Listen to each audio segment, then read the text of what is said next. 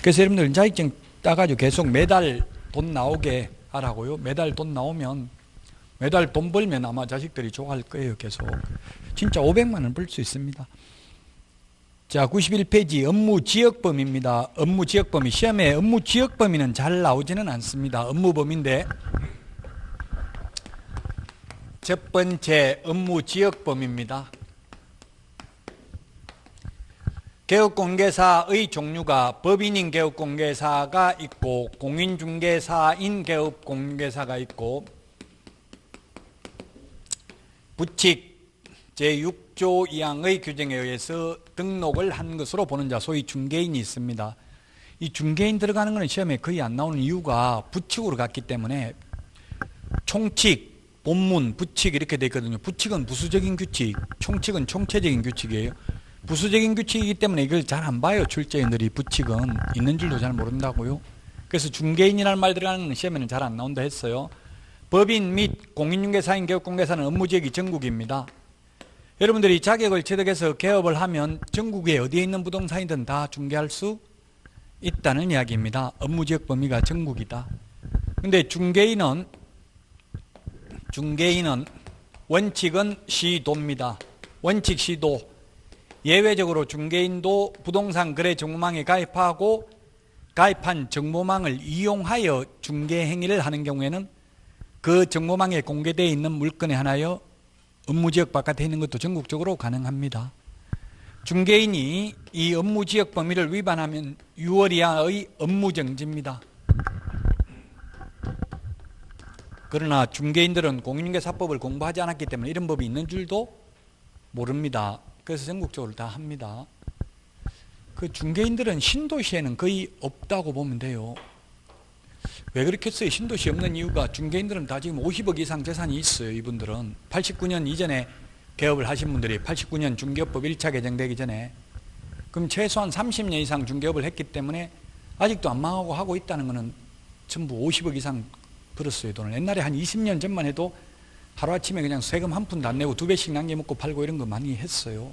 지금은 이제 가면 갈수록 힘들겠죠. 여러분들이 한 20년 지나면 또 그럴 거예요. 내가 20년 전에만 개업했으면 지금 벼락부자 돼 있을 텐데 이런 말을 하게 된다고요. 세상이 투명해지면 투명해질수록 이제 졸부가 되기는 힘들어져요. 예, 그래서 중개인은 신도시에 없는 이유가 이게 사무소를 옮겨야 되잖아요. 신도시는 새로 생겼으니까. 그럼 옮기는 거 돈 많은 사람이 이렇게 변화를 싫어합니다. 기득권을 유지하기를 원합니다. 세상이 변하지 않기를 바라요. 돈이 많으면. 그래서 정치 성향도 자꾸 이제 돈이 많고 나이가 먹으면 바뀌게 돼요. 젊을 때 하고. 저는 뭐 젊을 때나 지금이나 안 바뀌고. 그게 지금 보니까 지역 갈등이 아니라 세대 간 갈등이더라고. 세대 간 갈등 보니까. 그러니까 제가 생각하고 있는 거하고 제 자식들이 생각하고 있는 거하고 비슷하더라고요. 그 지금 60대 자식들이 지금 몇 살이겠어요? 60대 자식들이 30대가 돼 있죠. 30대 말 굉장히 보수적입니다. 60대나 30대가. 50대나 오히려 20대는 또 우리 때는 좀 그렇지 않아요. 자꾸 이게 나이에 따라서 어쨌든 다르더라고요. 지역 감정보다는 요즘은 나이에 세대에 따른 격차가 더 심해요. 자, 어쨌든 이 지금 중개인은 원칙은 시도이다. 시험에는 거의 이 업무지역 범위는 잘 안 나오고요. 중개인 들어가는 건 잘 안 나온다고 했어요. 모든 파트가 다. 자, 그 다음에 92페이지 중개대상물의 범위. 이것도 시험에 거의 안 나옵니다. 중개대상물의 범위.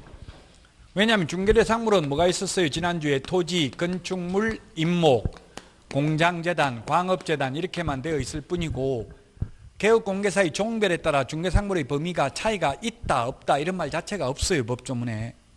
법조문에 없다는 말은 차이가 없다는 이야기예요. 그래서 옛날에 과거에는 시험에 중개인은 토지, 건축물, 그 밖의 토지의 정착물에 한하여 중개행위를 할 수 있다. X로 출제되었습니다. 즉 중개인도 임목, 공장재단, 광업재단도 중개행위를 할 수 있다는 취지입니다. 시험에 거의 나온 적이 없습니다. 이거는 중개대상물의 범위는 법조문에 차이가 있다는 없다는 말 자체도 없습니다. 그 차이는 없습니다. 결론은 중개인도 임목, 공장재단, 광업재단에 대해서도 중개행위를 할 수 있다. 자, 그러면 이제 우리 교재 93페이지 93페이지 법인의 겸업제한 별표하시고요. 우리 제2절에 보니까 시험에 출제된 건 출제됐다고 옆에 다 표시가 되어 있잖아요. 그래서 뭐가 중요한지를 금방 알 수 있어요. 계속 출제됐던 부분에서 반복해서 출제된다고요. 지금 중개사상물의 범위에는 출제됐다고 표시가 안 되어 있잖아요. 92페이지에는 91페이지는 10년 전에 30회 10년 전이 아니구나. 30회면 작년에 한번 나오긴 했네요. 최근에 거의 안 나옵니다. 나와도 중개인에 대해서는 잘 안 나옵니다. 자, 93페이지가 별표 하시고 93페이지 별표 그 박스 안에 있는 14조가 중요합니다. 우리 핵심 비교 정리 프린터는 24번에 있습니다. 우리 프린터는 24번에 있습니다. 자, 교과서 93페이지 메뉴의 법 14조입니다. 개업공개사의 겸업 제한 등인데 이 취지가 뭐냐면 겸업을 제한하는 이유는 외국의 대형 법인의 우리나라 진출을 막기 위한 조치입니다. 93페이지 메뉴에 박스 안에 법 조문입니다. 1항 법인인 개업공개사는 밑줄 치십시오. 주어 법인인 개업공개사는 다른 법률에 규정된 경우를 제외하고는 중개업 및 다음 각 호에 규정된 업무와 제2항의 규정된 업무 외에 다른 업무를 함께 할 수 없다. 겸업 제한이 있다. 법인인 개업공개사는 밑줄 쳤잖아요. 그럼 법인이 아닌 개업공개사는 겸업 제한이 없다. 즉 개인은 겸업 제한이 없다는 이야기예요. 개인은 아무거나 해도 되고 법인은 여기 있는 6가지만 할 수 있다 이 말이에요. 그 이유가 뭐냐고요. 외국 법인 우리나라 진출을 막기 위한 조치입니다. 그럼 외국 법인 이렇게 적으면 될 텐데 그러면 또 외국에서 가만 안 있죠? 보복을 하잖아요. 무역 보복을 하니까 외국에서 항의하면 우리나라도 똑같다. 우리나라 법인도 이렇게 주장하잖아요. 외교는 상호주의거든요. 그래서 우리나라 사람 일본 가면 비자 받아야 되니까 반대로 일본 사람 우리나라 오면 비자 받게 하는 게 상호주의입니다. 그게 외교는 상호주의예요 원래. 근데 사실 엄격하게 상호주의를 지키지는 못하고 있죠. 강대국이 자기 마음대로 하니까. 미국은 미국 마음대로 다 하잖아요. 다른 나라 사람이 미국 따라 할 수는 없습니다. 자, 그러면 1호에 보니까 상업용 건축물 및 주택, 상업용 건축물, 주택 밑줄 치시고 임대관리 등 부동산의 관리대행 밑줄 치시고 핵심 비교정리 프린터 24번을 같이 참고로 보면 되겠습니다. 임대관리대행만 가능하고 임대업은 안 됩니다. 즉 돈 되는 것은 못하게 하고 있어요. 외국 법인이 돈 되는 걸 못하니까 우리나라에 들어올 수가 없다고요. 돈이 안 되는 거 해봐야 월급도 못 줘요 직원들. 그래서 우리나라에 들어올 수가 없습니다. 세계적으로 다녀보면 우리나라만 유일하게 법인이 지금 0.7%도 안 돼요. 법인 비율이. 그리고 법인이라고 하면 우리나라에서는 기획부동산 사기꾼 이런 이미지밖에 없어요. 근데 지금 외국은 다 대형 법인입니다. 심지어 일본, 홍콩, 미국, 캐나다 이런 유럽은 말할 것도 없고요. 유럽, 호주 이런 나라도 다 50% 이상이 법인이더라고요. 법인의 분사무소 형태로 운영이 되고 있어요. 근데 우리나라는 법인이 없는 이유가 이렇게 우리나라 골목 상권을 보호하기 위해서 이런 규정을 두고 있다고요. 영세한 개인개업공개사를 보호하려고. 그 임대업을 해야 돈이 되는데 임대업을 못한다고요. 개인개업공개사는 임대업해도 돼요. 임대사업자도 자격증 따가지고 개업할 수 있다고요. 근데 법인은 안 돼요. 근데 뭐 시험에 나온 적은 없는데 법인의 대표이사나 법인의 임원은 임대업을 해도 되느냐? 인터넷에 그런 질문 하는 분이 있더라고요. 됩니다. 법인 자체만 못하는 거고요. 그러면 임대사업자 집이 여러 채 있는 사람은 그럼 대표이사 안 되느냐? 될 수 있어요. 그 시험에 나온 적은 없어요. 그렇게까지는. 근데 그렇게 질문하는 분이 있어서 저도 국토부에 같이 물어보니까 당연히 법인만 안 되고 법인의 임원은 임대업을 해도 상관이 없다. 법인 자체가 임대업을 못한다는 이야기입니다. 자, 상업용 건축물 및 주택도 밑줄 치는데요. 시험에 상업용 건축물 대신에 공업용 건축물, 농업용 건축물 X 이렇게 출제를 했습니다. 이것도 시험에 거의 해마다 출제됩니다. 자, 그 다음에 부동산의 이용, 개발 및 거래에 관한 상담입니다. 개발 동그라미 하십시오. 개발에 관한 상담. 개발에 관한 상담은 할 수 있습니다. 그런데 개발업은 안 됩니다. 개발업을 해야 돈이 되는데 개발업은 못한다고. 개발업이라는 것은 부가가치를 높이는 게 개발업입니다. 빈 땅을 사가지고 집을 지어서 파는 것도 개발업이죠. 근데 이거 사가지고 이게 다가구 주택 사가지고 세입자 다 채워가지고 통매매하면 한 2억 벌 수 있다 이렇게 알려만 줘야 되고 직접 하는 거는 안 된다고요. 이런 거 지금 아까 재테크보다는 산테크, 이제 나이 먹은 사람은 산테크를 신경 써야 되는데, 그러면 아파트 전매 차익 노리는 것보다는 다가구 원룸 지어가지고 월세 받는 게 더 좋을 수도 있다는 이야기예요. 그건 수익이 계속 나오는 거는 아무리 정책이 바뀌어도 크게 걱정을 안 해도 돼요. 전매 차익만 노리고 했다가 잘못하면 대출 막아버리고 세금 많이 부과하고 이러면은 버티지를 못하죠. 대출 이자도 못 내가지고. 근데 월세가 계속 나오면 그런 거 걱정할 필요가 없잖아요. 그 수익률은 물론 전매 차익은만 따지면 아파트가 지금까지는 좋은 게 많았지만 이 다가구 원룸 이런 거는 보통 지어가지고 빈 밭에다가 빈 땅 사가지고 집 지어서 팔면 거의 1억 이상은 남더라고요. 그 1년에 2건씩만 그렇게 하는 분이 있더라고요. 2건만 하면 1년에 2억씩은 버는 거예요.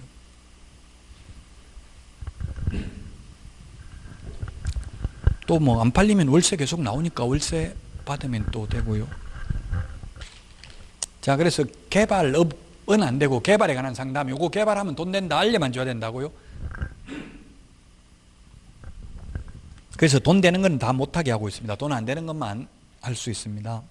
3번 개업 공인중개사를 대상으로 한 중개업의 경영기법 및 경영정보 제공입니다. 프랜차이즈 가맹점업입니다. 부동산 뱅커, 부동산 114, 뭐 LBA 법률중개사 이런 거 프랜차이즈 가맹점업 할 수 있습니다. 개업 공인중개사 밑줄 치십시오. 개업 공인중개사 대신에 시험에 공인중개사 X, 일반인 대상으로 X 이렇게 출제됐습니다. 그 우리 핵심 비교 정리 프린트 24번에는 다 중요한 키워드를 적어놨습니다. 24번에. 자, 그 다음에 4번 상업용 건축물 및 주택의 분양대행입니다. 상업용 주택 동그라미 분양 대행 밑줄. 분양 대행업을 할 수 있지만 분양업은 안 됩니다. 분양 대행을 계속 반복하면 대행업이죠. 업이라는 말 붙여도 돼요.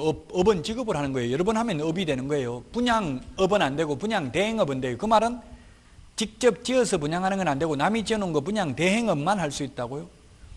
분양 대행업 해봐야 MGM 보통 300만 원에서 뭐 1000만 원 이 정도밖에 안 줘요. MGM 분양 대행 수수료를. 근데 직접 분양업을 하면 50% 남는다고요. 빌라 같은 거 이런 거 지어가지고 팔면 다 분양만 되면 50% 남아요. 그래서 이게 대기업에서 아파트 분양가 산정을 하는 임원들은 만약에 100% 분양, 50% 분양, 0% 분양 이 중에서 어느 걸 최고 잘했다고 하겠어요. 분양을 했는데 분양률이 100% 됐다, 0% 됐다, 50% 됐다. 이 중에 어떤 임원이 가장 욕 많이 얻어먹겠어요? 100% 분양되면 잘립니다. 분양가를 너무 싸게 했다는 이야기예요. 좀 더 비싸게 해도 팔릴 텐데 그 50% 분양되는 거, 5, 60% 분양되는 게 가장 좋아요. 이미 손익분기점은 도달한 거예요. 그 다음부터 분양되는 건 다 남는 거예요. 우리나라에 집 지어놓고 뭐 입주 후 악성 미분양은 거의 없거든요. 입주하고 나면 어떻게든 다 들어오잖아요. 그럼 다 남는 거라고요.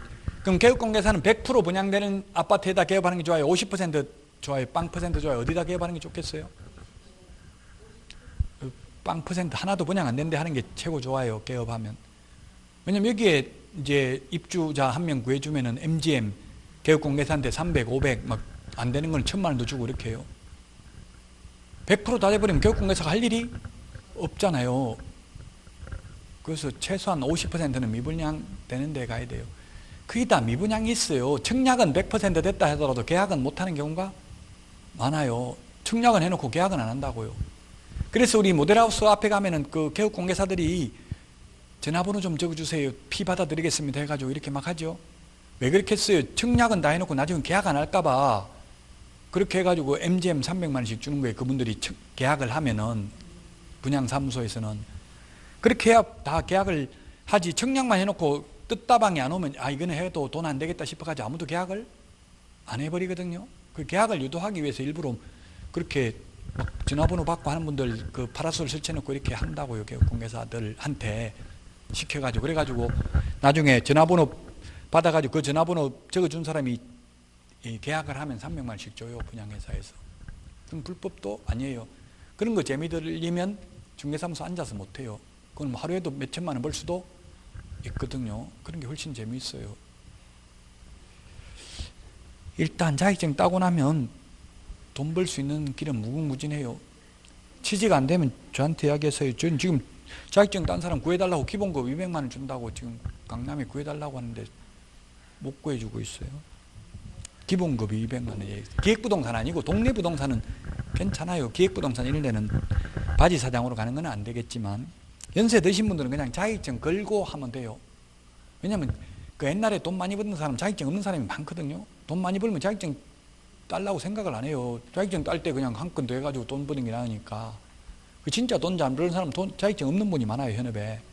없어도 자격증 있는 사람 고용해가지고 그 소장이라고 해가지고 기본급 200 주고 또 인센티브 준다더라고요. 제가 아는 분.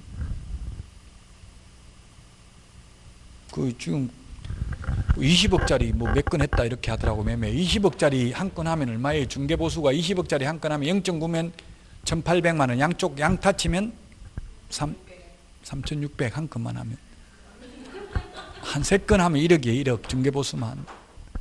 그 개업공개사들 중에는 극과 극의 상위 20%는 지금 재산 다 50억 이상 돼요. 물론 하위 20%는 또 망해요. 뭐 모든 조직 모든 게 다 마찬가지잖아요.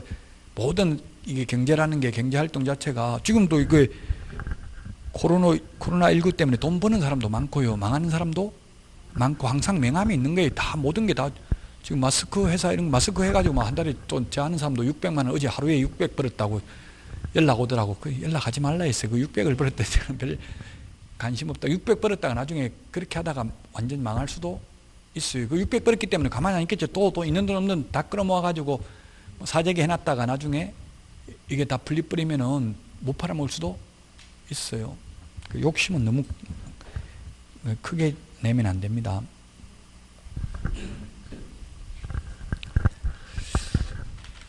자, 그 다음에 그래서 어쨌든 분양대행, 남이 지어놓은 거 분양대행만 할 수 있고 분양업 직접 지어서 분양하는 건 안 된다고요. 그 외국 큰 법인들은 자본금이 있기 때문에 직접 땅 사가지고 지어가지고 분양하면 돈을 되겠죠. 그 못하게 한다고요.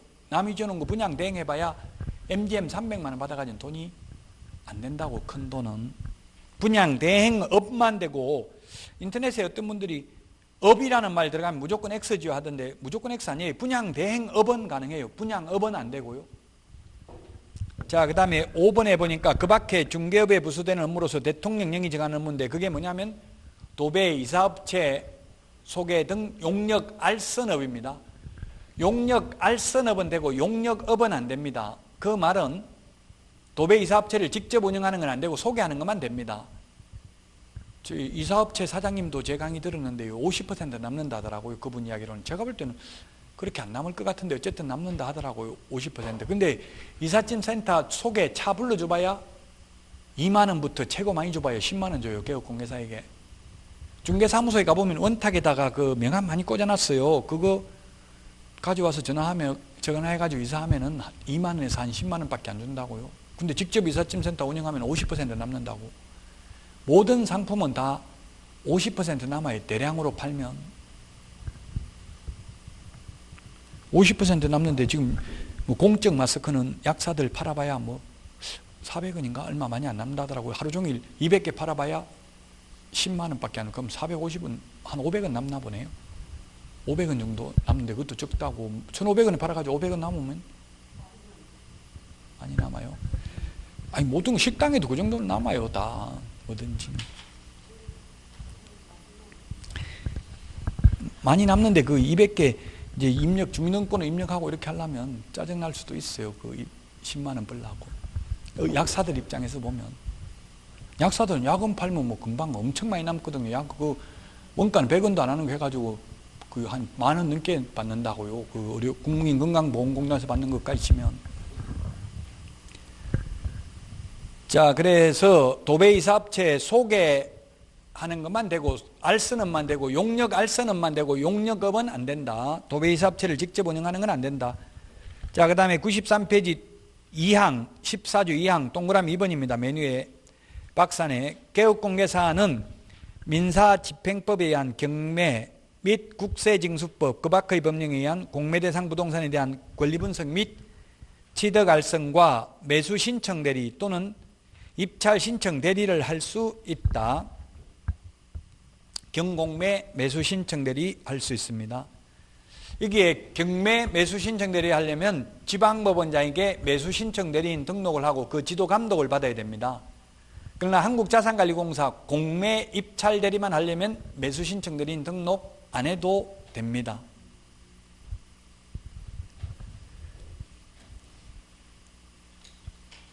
그 지금 3번 동그라미 3번에 있잖아요. 동그라미 3번. 경매 매수신청 대리 할 때만 지방법원장에게 매수신청 대리인 등록을 하고 그 지도 감독을 받아야 됩니다. 이런 겸업을 하고 받는 수수료는 중개보수가 아닙니다. 따라서 중개보수 규정을 적용받지 않습니다. 분양대행하고 많이 받는 거 상관이 없습니다. 서울이 아니고 경기도 광주에서 이런 판례가 있는데 그 이제 땅 지주가 땅을 대고 개업공개사가 돈 대고 해가지고 땅값 얼마로 정했겠죠. 땅은 얼마로 치고 공사비 얼마, 뭐 예를 들면 땅값 5억, 공사비 5억 이렇게 정할 수 있잖아요. 땅값 5억, 공사비 5억 해가지고 10억들 해가지고 입집 지어가지고 분양해가지고 남는 것 반반 나눠 먹자 이렇게 한 거예요. 그렇게 했는데 20억이 남았어요. 이런 거 빌라 지어가지고 20억이 남았다고요. 20억이 남았으니까 10억씩 나눠 먹자 이렇게 한 거예요. 개업공개사가. 그러니까 땅 지주가 중개보수 0.9% 빼고 나머지는 다 달라 이렇게 한 거예요. 그 어떻게 됐어요? 계획에서 0.9% 밖에 못 받는다. 10억 받아 먹어도 된다. 답은 10억 받아도 된다. 판례가. 계약서 일단 그렇게 약속했다는 걸 서로 인정은 했겠죠. 계약서를 썼던 뭐 구두로 했던 그 계약서는 썼겠죠. 그 서로 동업 계약서 뭐 이런 걸 썼겠죠. 그래서 판사가 말한 게 이거는 중개가 아니다. 중개업이 아니다. 개발업이다. 개발업. 개발업은 자기가 만약에 망할 수도 있다. 잘못해가지고 분양을 실패해버리면 뭐 망했을 때는 보통은 계약서 쓸 때 보면 나눠 먹는 것만 쓰고 망할 때는 잘 안 쓰죠. 그래서 저는 저도 남으면 반반 나눠 먹기로 했는데 망했어요. 망하니까 그럼 망한 거 반반 돈 토해낸다 이런 건 안 적어 놓으니까 이게 좀 문제가 있더라고요. 그것까지도 써야 되는데 사실 그렇게 해버리면 또 동업이 잘 안 되거든. 우리 망했을 때 돈 얼마씩 내자 이런 거는 잘 안 하게 돼요. 남으면 반반 나눠 먹자 이렇게 하고요. 어쨌든 이런 거는 받아 먹어도 된다. 개발업이기 때문에 위험 부담을 감소하고 이렇게 투자한 거기 때문에 이거는 중개한 게 아니다. 개발업이기 때문에 뭐 10억 먹어도 상관이 없다. 옛날에는 이렇게 해가지고 돈 많이 벌었다고 개업공개사들이 중개해가지고 많이 버는 게 아니라 이런 거. 제가 아는 분 50억 벌은 분 저한테 12회 때 합격해가지고 여자분 50억 버는 분도 보니까 옛날에는 보면 아파트 단지 내 상가 이런 걸 그냥 한 사람한테 통매매 통으로 그냥 한 사람한테 다 준 거예요. 그냥 그 뭐 한 30억 50억이면 그 아파트 단지 내 상가 전부 다 50억이면 계약금만 5억 끌어놓고 3개월 안에 잔금 치르면 돼요. 그럼 3개월 동안 전부 분양 다 해가지고 분양 받아버리면 반이 남는 거예요. 반이 다 분양하면 100억이에요. 그러면 1층만 다 분양돼버리면 2층은 다 남는 거라고. 예를 들면 단지 내 상가 이런 거 그런 식으로 해가지고 그 돈 투자한 사람이 5억 투자한 사람이 지금 5억 투자해가지고 돈이 수십억 남았잖아요. 그러니까 개업공개사한테 너 갖고 싶은 거 하나 가지라. 사무소 20평짜리 최고 좋은 자리. 그래가지고 중개사무소도 지금 5개 있어요. 그분은 중개사무소 5개 해놓고 4개는 다른 사람 자격증 있는 사람 한 명씩 그냥 해가지고 반반 나눠 먹게 하자. 자격증 걸고 자기가 하고 남는 거 반반 나눠 먹게 하자. 이러면 자격증 있는 사람도 하려고 하죠. 자기가 임대료 내는 것도 아니고 그냥 남는 거 반 떼준다 해도 할 가능성이 있죠. 그런 식으로 하고 있어요.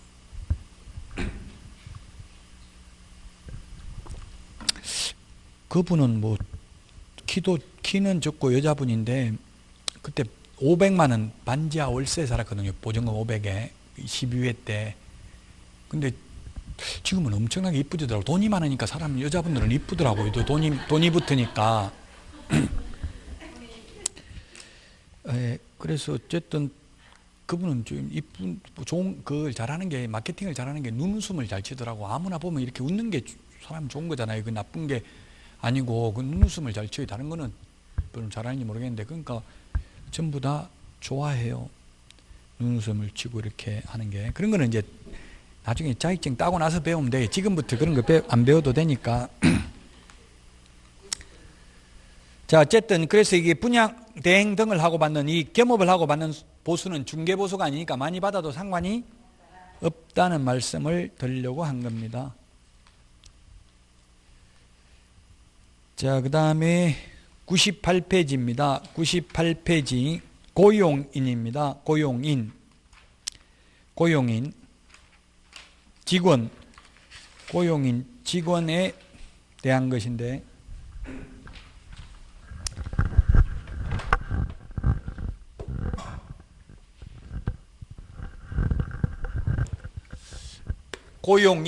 고용인 사람인 자가 붙으면 직원이고요. 고용자 놈자자가 붙으면 사장입니다. 사장은 개업공개사고요. 직원은 두 가지 형태가 있죠. 자격증을 따가지고 취직하면 소속공인중개사, 줄여서 소공이라고 하겠습니다. 자격증 없이 취직한 사람을 중개보조원이라고 합니다. 지난주에 용어정의에서 소속공개사는 개업공인중개사에 소속된 공인중개사로서 중개 업무를 하거나 개업공개사의 중개 업무를 보조하는 자를 말하고, 보조원은 공인중개사가 아닌 자로서 개업공개사에 소속되어 현장 안내 및 일반 서무 등 단순한 업무를 보조하는 자를 말합니다. 자격증 있고 없고에 가장 큰 차이가 있고, 중개 업무를 할 수 있고 없고의 차이가 있다. 보조하는 점은 똑같다라고 했습니다. 자, 소속공개사 중개보조원의 개념을 그러면 봤고요.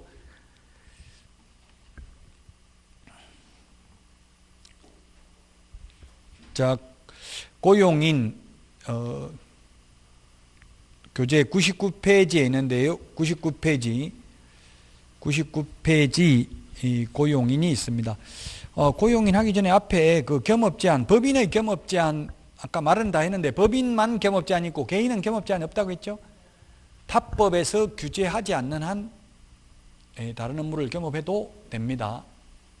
근데 국토교통부 직원이 만약에 중개업을 하면 그거는 안 되겠죠. 공무원법에 저촉됩니다. 다른 법률에 저촉되기 때문에 안 되고요. 그런 타법에서 규제하지 않는 한 개인은 뭐든지 해도 된다고요. 그거 아까 이야기했던 거 적혀 있고, 99페이지 그 양가로 5번 중개사무소 전용이라는 말은 여기서 한자를 보니까 전적으로 사용해요. 전적으로 사용 안 해도 된다고. 중개사무소에서 로또 팔아도 되고 담배도 팔아도 됩니다. 아까 이중직업 했잖아요. 이중직업, 그 겸업 해도 되고 겸용도 가능해요. 겸용하니까 겸업이 가능한 거죠.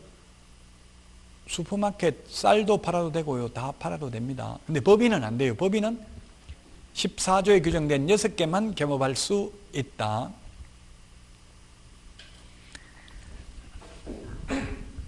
그래서 옛날에는 담배 파는 중개사무소가 많았는데 요즘은 거의 없죠. 담배 파는데 많이 안 보이더라고요. 옛날에는 많았어요.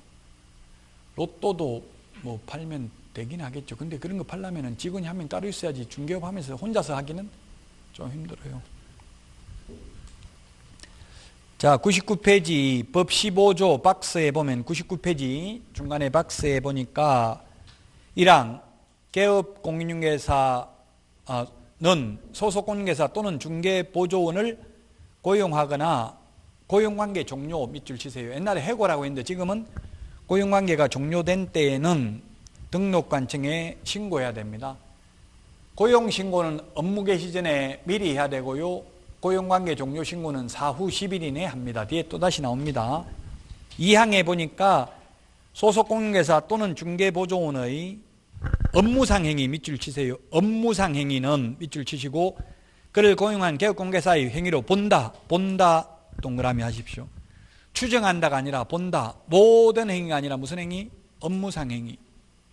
그 업무상 행위인지 아닌지는 사회통념상 객관적으로 판단해야 된다. 주관적으로 판단하는 게 아니라.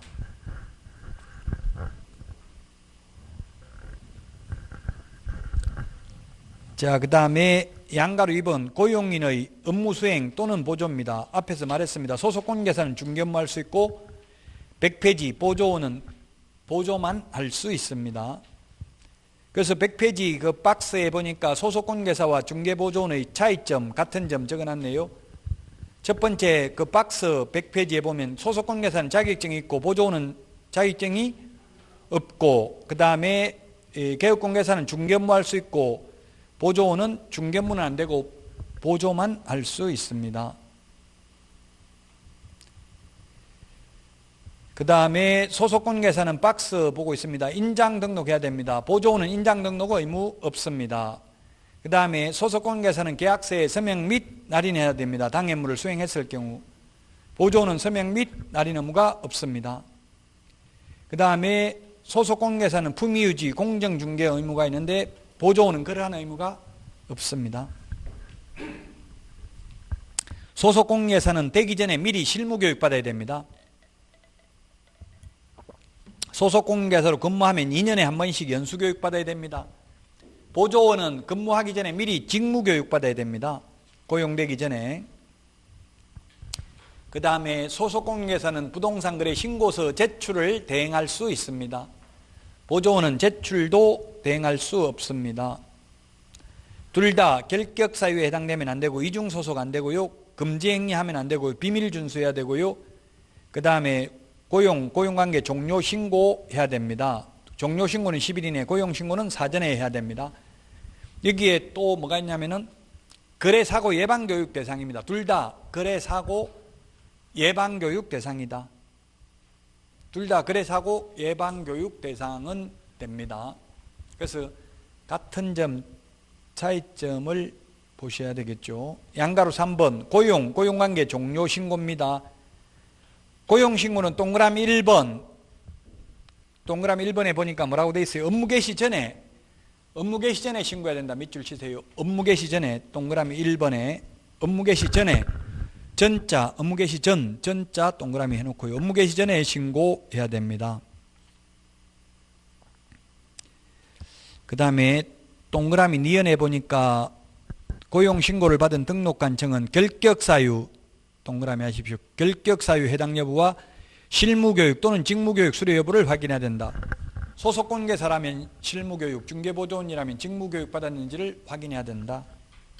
그 다음에 디귿에 보니까 소속권계사 고용신고하는 경우에도 자격증 사본을 첨부하는 것은 아니다. 예, 우리 핵심 비교 정리 프린터 51번에 보면은 동그라미 1번부터 5번까지 51번에 1번부터 5번까지 자격증 제출 미제출이 있는데 거기에 동그라미 3번에 있죠. 동그라미 3번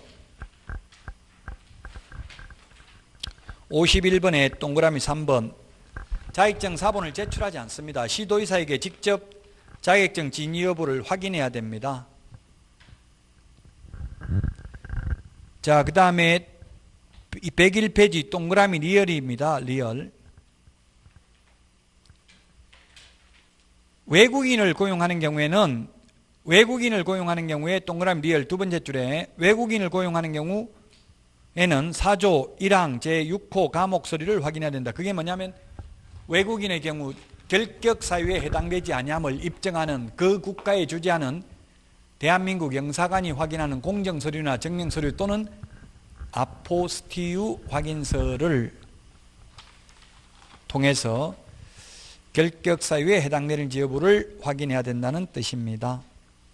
동그라미 2번 고용관계 종료 신고는 10일 동그라미 하십시오. 10일입니다. 10일 이내에 고용관계 종료 신고해야 됩니다. 우리 핵심 비교정리 프린터는 40번에 동그라미 2번에 있습니다. 40번에 동그라미 2번 10일 이내에 고용신고는 업무 개시 전에 고용관계 종료 신고는 사후 10일 이내입니다. 양가로 4번 결격사유에 해당되는 자는 취직 안 된다 했죠. 결격사유에 해당되면 개업도 안 된다고 했습니다. 102페이지 고용관계 종료 신고, 그 다음에 소속관계사 인장 등록, 맨 밑에 메뉴의 제목 소속관계사 인장 등록 밑줄 치놓으시고요. 그 오른쪽 맨 밑에 소속관계사 등록인장인 여기다 동그라미 해놓으세요. 여기다 도장 찍으면 이게 인장 등록하는 거라고요. 인장 등록하는 방법은 세 가지입니다. 중개사무소 개설 등록 신청하면서 해도 되고, 이게 소속관계사 고용신고하면서 해도 되고, 별도의 인장 등록 신고서에 의해서 해도 됩니다.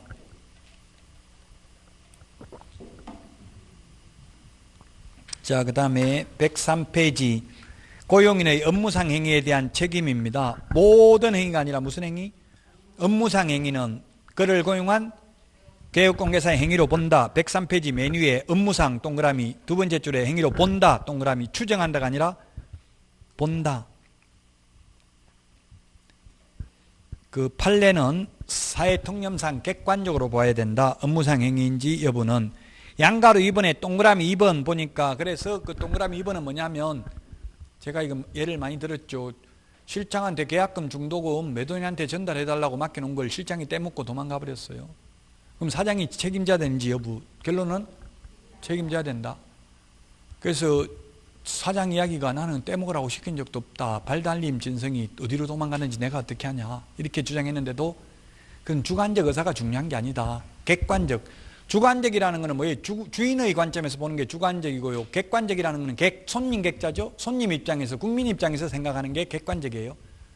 우리 시험은 객관식 시험이니까 모두 주관적이라는 말 나오면 무조건 X예요. 객관적으로 판단해야 돼요. 주관적으로. 우리 그 동그라미 2번 두 번째 줄에 주관적 X 사정을 고려하지 않는다고 했잖아요. 주관적인 사정을 고려하지 않고 뭘로 본다? 객관적. 주관적 사정을 고려하지 않는다는 말은 객관적으로 판단한다. 자, 그 다음에 4번 고용인의 업무상 행위에 대한 개업공개사의 책임입니다. 무과실 손해배상 책임, 양가로 1번 민사책임은 동그라미 1번 무과실 책임입니다. 그 다음에 104페이지 동그라미 2번 부진적 연대 채무입니다. 그 다음에 동그라미 3번 구상권 행사할 수 있습니다. 양가로 2번 형사책임입니다. 벌금 양벌규정 동그라미 1번 밑줄 치놓으시고, 양가로 3번 행정상 책임 등록 취소 업무정지 책임이 있습니다.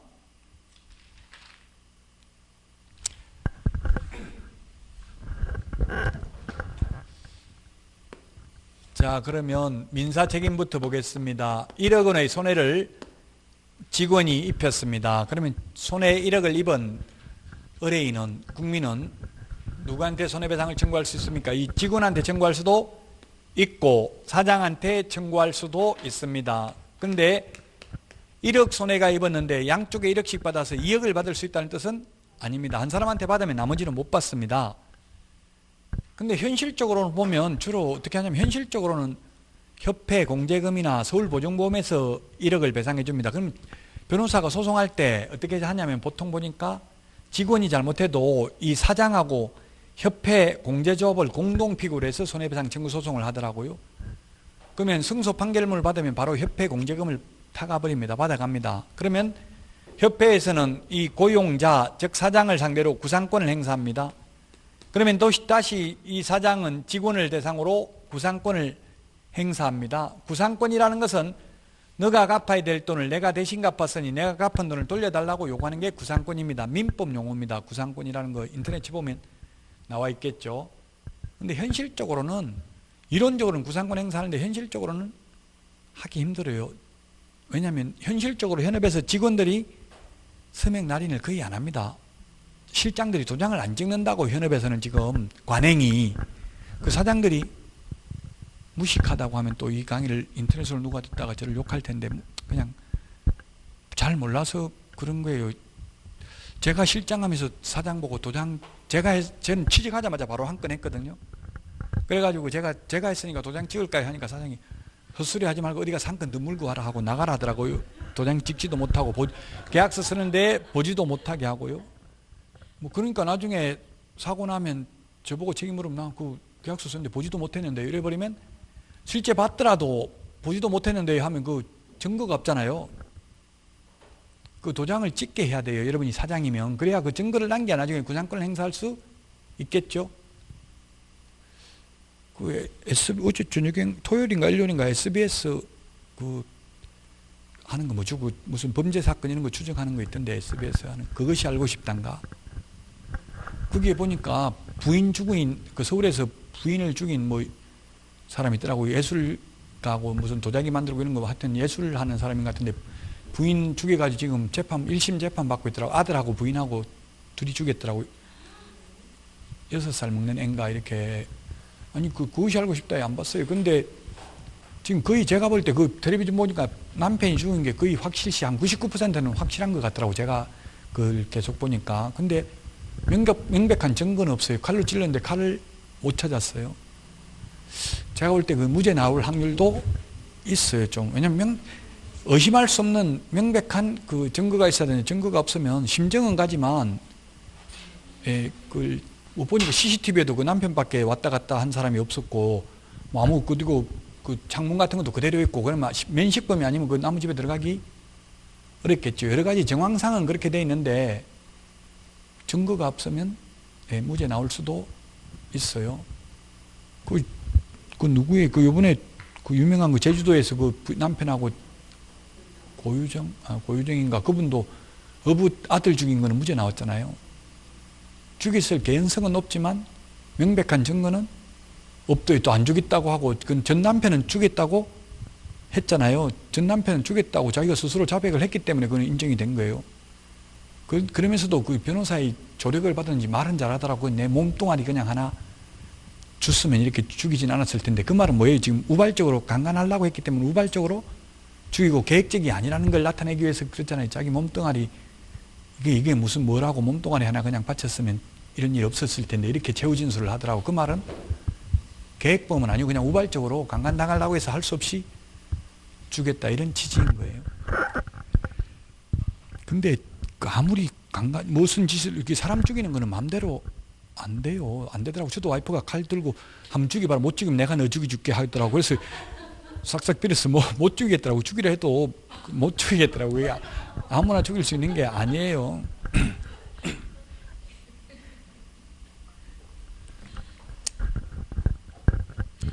자, 그래서 어쨌든 이 현실적으로는 구상권 행사 못하지만 시험에 나오면 구상권 행사할 수 있다. 구상권을 행사할 수 있다. 그래서 이 사람 두 사람 간의 관계를 부진정 연대채무라고 합니다. 부진정 연대채무.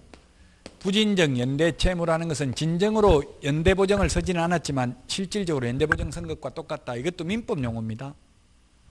그 직원 고용하면서 내가 잘못하면 내가 다 책임질게 이런 말 한 적은 없지만 책임을 져야 된다고. 진정으로 연대보증을 서지는 않았지만.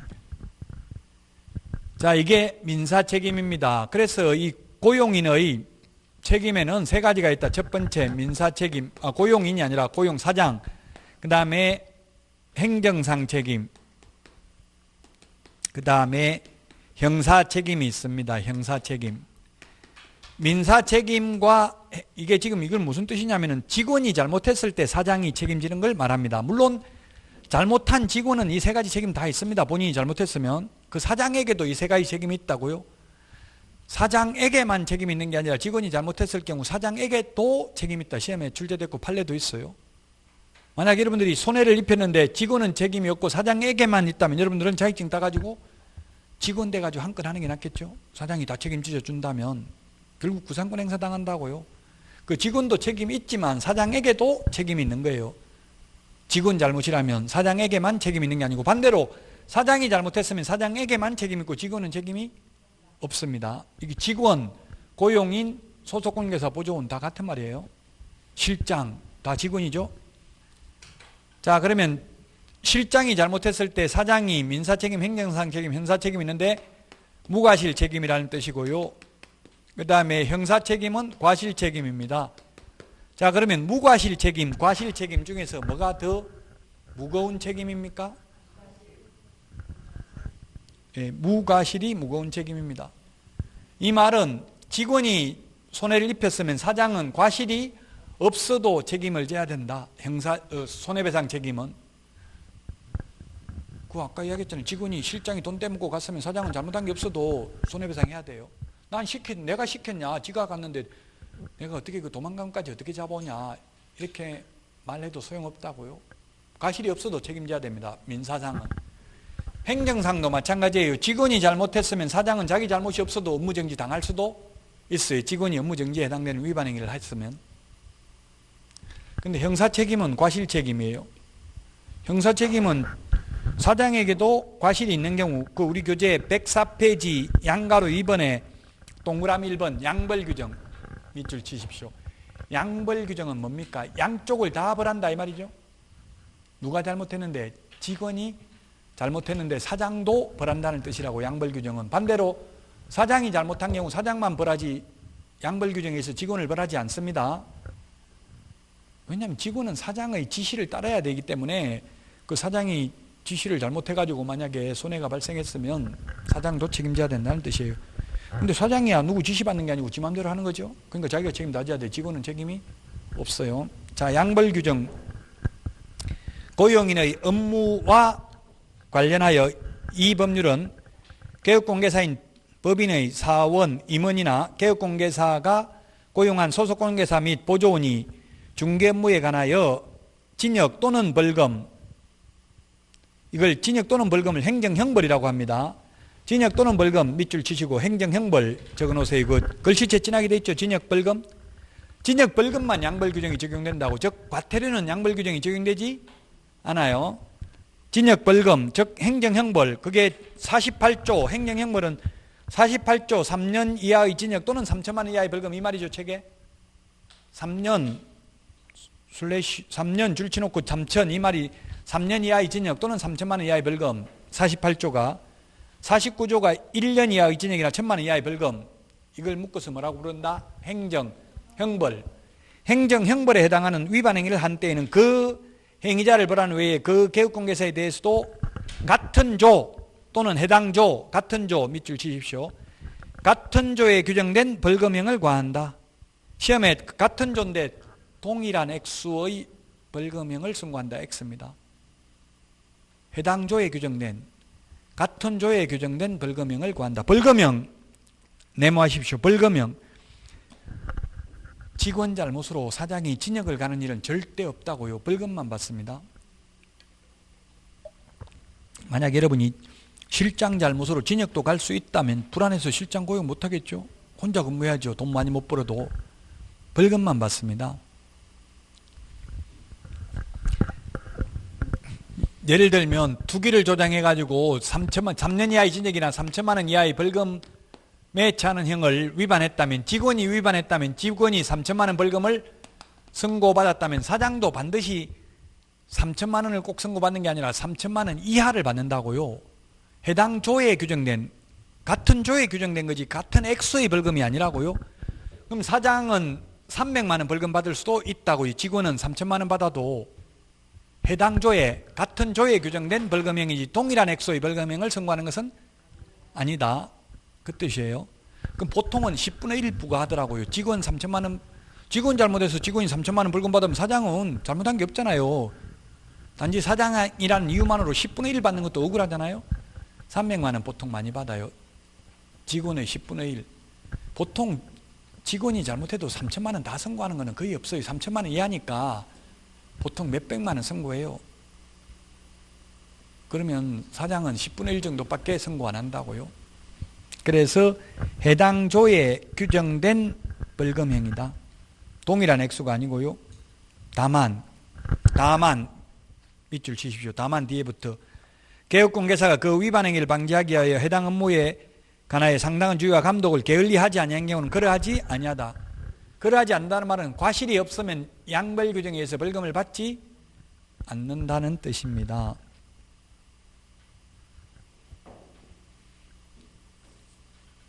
그 밑에 동그라미 2번. 동그라미 2번 뭐냐면 그 고용인의 행위로 인하여 벌금형을 납부한 경우 개업공개사가 등록 취소가 되는 것은 아니다. 즉 이게 뭐냐면 판례가 직원 잘못으로 사장이 300만 원 이상 벌금 받아도 결격 사유가 아니다 이 말입니다. 우리 아까 결격 사유에 이 법에 의해서 300만 원 이상 벌금 받으면 3년간 결격 사유라고 했죠. 그래서 이 법을 판단할 때 이 법은 좁은 의미로 해석해야 된다. 본인이 잘못해서 벌금 받은 경우만 해당되어야 하고, 판례가 직원 잘못으로 벌금을 받아도 그건 이 법에 의한 벌금은 아니다. 본인 잘못이 아니기 때문에. 그래서 설령 직원 잘못으로 300만 이상 벌금 받아도 결격 사유에 해당되어서 3년 동안 개업도 안 되고 취직도 안 되는 것은 아니다. 이런 의미입니다. 이 법을 좁은 의미로 해석해야 된다. 그 다음에 양가로 3번에 직원 잘못으로 등록 취소되거나 업무정지 처분은 받을 수 있지만 양가로 3번에 맨 밑에 동그라미 2번 자격 취소는 안 된다고. 직원 잘못으로 자격 취소는 안 된다고요. 왜? 벌금만 받기 때문에. 자격 취소는 벌금 받아 자격 취소내는 게 아니라 뒤에 가면 나옵니다만은 자격 취소는 부양지역 부정한 방법으로 자격 취득하는 경우 자격증 양도되어 자격정지 기간 중에 업무하는 경우 이 법에 의해서 징역형을 선고받은 경우에 자격이 취소됩니다. 그래서 벌금만 받기 때문에 직원 잘못으로 자격 취소될 일은 없다는 이야기예요. 벌금만 받으니까.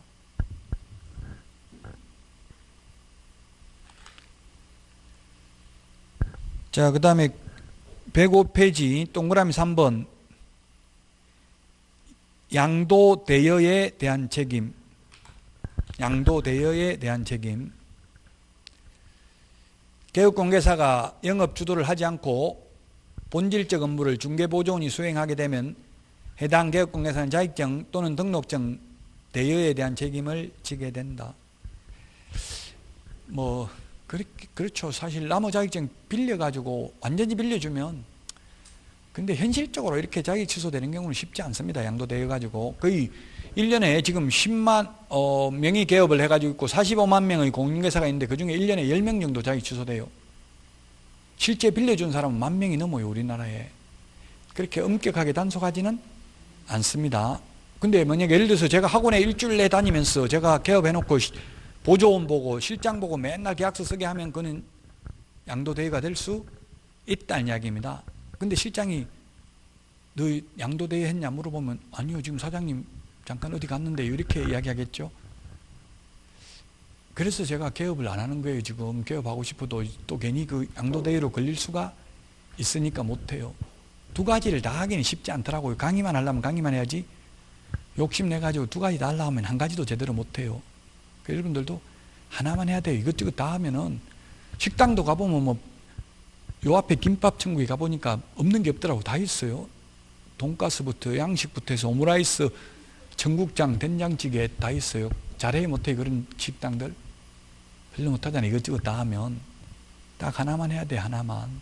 식당도 그 하나만 하는 식당을 찾으려니까 없어서 못 찾겠더라고요. 마찬가지 여러분들도 현업에 가서 좀 힘들더라도 담배도 팔고 껌도 팔고 안 된다고 막 이것저것 쌀도 팔고 이러면은 하나도 제대로 못해요. 하나만 해야 돼. 집중적으로 최선을 다해서 노력하면 가만 안 있고 계속 매물 물건 수집하러 다니고, 물건 수집하기는 쉬워요. 아파트 그 주차되어 있는 거 전화번호 다 따와서 그냥 핸드폰 문자 해피콜 보내면 된다고요. 그냥 코로나 조심하세요. 예를 들면 매일 보내면 안 되겠지만 일주일에 월요일날 보낸다든지 한 달에 한 번 보낸다든지 이렇게 해가지고 무슨 행복부동산 이렇게 드림해가지고 보내면 그거 가지고 너 어떻게 내 전화번호 알았어? 이렇게 따지는 사람 거의 없더라고요. 그 따지면 죄송합니다. 제가 남은 인수받아가 이 사무실 고객 명단에 있어서 전화드렸는데 불편하면 안 하겠습니다. 이러면 끝나지. 그거 가지고 고발하고 이렇게 하는 사람은 없어요. 그 고발했다고 해서 그것도 그렇게 처벌받은 사례도 없어요. 고발한 사례도 없고요. 그렇게 해서 계속 매물 수집하면 된다고. 아파트는 그런 식으로 하면 되고, 빌라 같은 다가구 같은 거는 그 출입문에 이게 비밀번호 하게 돼 있잖아요. 근데 다가구는 여러 명이 살기 때문에 비밀번호 그 파킹 그 유리 다 고무 코팅인데 다 적혀져 있어요. 보면 어디에 비밀번호. 왜냐면 사람이 여러 명이니까 다 암기할 수가 없잖아요. 그러니까 다 적어놨어요. 비밀번호. 그 들어갈 수 있어요. 다. 그 들어가가지고 문 앞에다가 명함 꽂아놓고 이런 거 스카치 테이프로 명함 붙여놓고 이렇게 하면 계속 활동하니까, 제가 해보니까 한 100건 하니까 3건 정도는 연락 오더라고요. 우리 집 좀 팔아달라 이렇게. 그럼 하루에 3건씩만 계속 매물 접수받아도 한 달이면 금방 늘어나는 거죠. 그런 식으로 계속 활동을 하면 돼. 가만히 앉아가지고 눈 빠지도록 기다리고 있으면 안 되고요. 계속 열심히 하면은 충분히 한 달에 500만 원을 벌어요. 큰 욕심 내가지고 한 5천만 원씩 벌려고 하면 무리하게 돼요. 자, 그래서 고용인까지 했습니다. 고용인까지 106페이지까지 했는데 106페이지 그 문제 보니까 1번 답이 2번인데 고용관계 종료 신고는 4후 10일 이내 한다고 했죠. 14일 30회 때 나왔네요. 이런 식으로 숫자는 그래서 핵심 비교정리 프린터 그 2장에 다 돼 있어요. 핵심 비교정리 프린터 2장에서 그것만 다 기억하면 80점은 받을 수 있다고요. 그렇다고 지금 그걸 열심히 이거 암기하는데 5일 걸린대요. 2장 다 암기하려고 하면. 인터넷에 올렸더라고. 5일 동안 다 암기했다고. 굳이 지금 5일 동안 다 암기하기를 꼭 추천하지는 않습니다. 서서히 하다 보면 모르는 사이에 신압으로 하다 보면 모르는 사이에 가슴 벅찬 희열을 느끼게 됩니다. 그 중간에 끄덕대는 고통을 느껴야 되고요. 최소한 9월은 넘어야 돼요. 찬바람이 불어야 이제 가슴 벅찬 희열을 느끼게 돼요. 모의고사 보면서 계속 틀려봐야 된다고요. 틀리는 연습을 해야 돼요. 더딘 것을 염려 말고 멈출 것을 염려하라고 했습니다. 그래서 여러분들이 조금씩 모르는 거 있어도 그냥 넘어가야 돼. 집착할 필요 없이. 또 5월달부터 또 처음 시작한다고요. 7월달부터 또 처음 시작하고. 지금 다 알아버리면 어떻게 버틸 거예요. 그때까지 다 알고 있으면. 모르는 게 있어야 또 다음에 공부할 게 있죠. 자, 오늘 여기까지 하고요. 건강관리 잘 하시고 다음 주에 뵙도록 하겠습니다. 수고하셨습니다.